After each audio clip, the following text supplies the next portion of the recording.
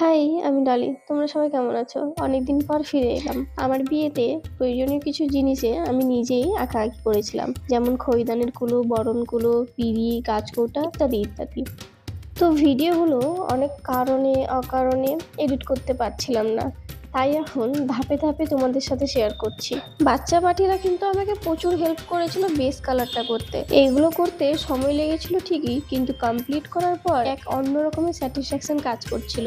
যেন মনে হচ্ছিল হ্যাঁ, এবার ফাইনালি মনের মতো করে করতে পেরেছি, যেমনটা চাইছিলাম। যখন যখন সময় পেতাম ব্যাস বসে পড়তাম এগুলো আঁকাআঁকি করতে। তোমাদের যদি আমার এই কাজগুলো ভালো লাগে থাকে তাহলে অবশ্যই ফ্রেন্ডদের মধ্যে শেয়ার করো।